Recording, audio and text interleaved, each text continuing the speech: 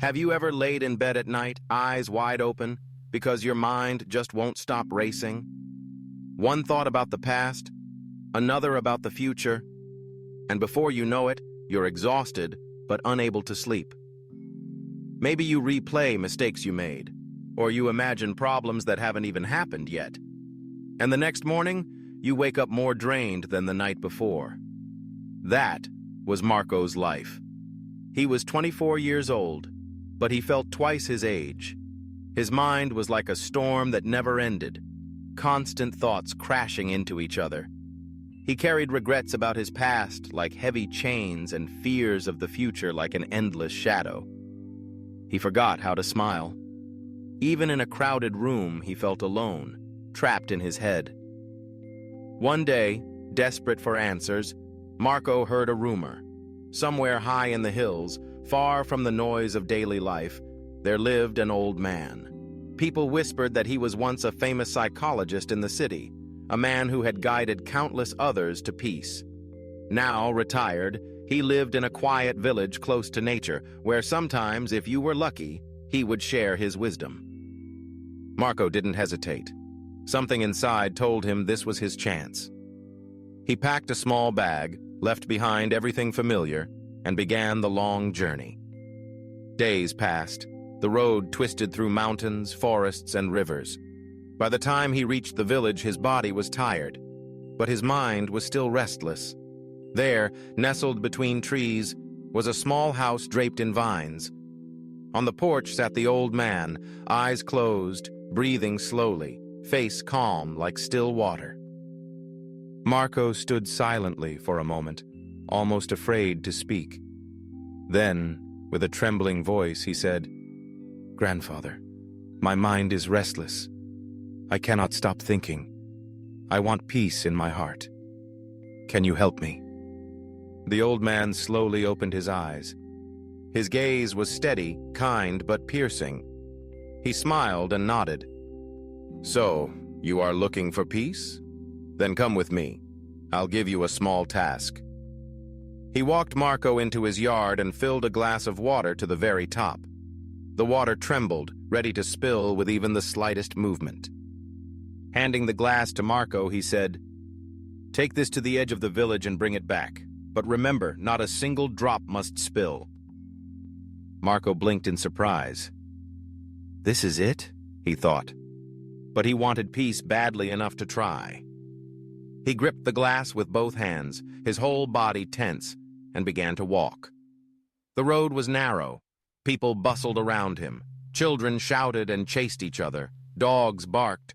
Shopkeepers called out for customers. Life was loud, messy, and distracting. But Marco's eyes never left the glass.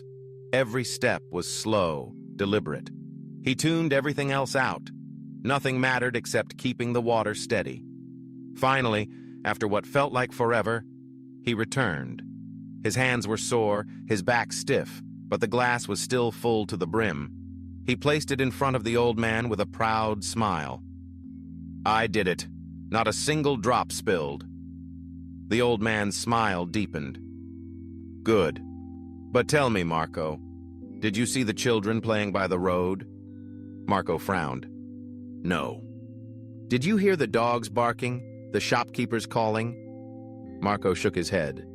"No, I didn't notice anything. I was only focused on the glass." The old man leaned closer. "And that," he said softly, "is the secret. When your mind stays in the present moment, there is no room for fear, no space for regrets, no storm of thoughts. You were not worrying about yesterday. You were not anxious about tomorrow. You were here, fully here. And in that focus, your mind became quiet." For the first time in years, Marco understood. His heart slowed. His breath deepened. He realized peace wasn't something out there to chase. It wasn't in another town, another job, another relationship. It was already inside him, waiting to be uncovered the moment he stopped living everywhere except now. As the sun dipped low and painted the sky orange, Marco bowed his head in gratitude. Grandfather, I understand now. If I want peace, I must keep my mind in this moment. That's where freedom is. That's where peace lives.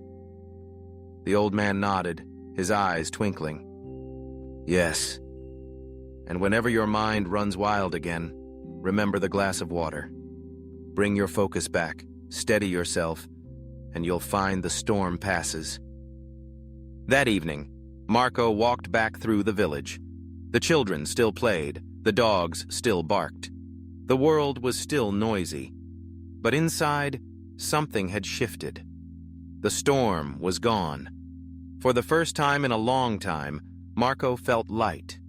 He didn't need the past to change, and he didn't need the future to hurry. He only needed this breath, this step, this moment. And maybe that's the reminder you need today. You don't need a perfect plan. You don't need everything figured out. You don't need to escape your life. You need to focus on the glass in your hands, on what's right in front of you. Because when you're fully present, the noise fades, the fear quiets, and peace finally arrives. So the next time your mind feels like a storm, ask yourself, what is the glass I need to focus on right now? And let everything else go. Stay in the moment.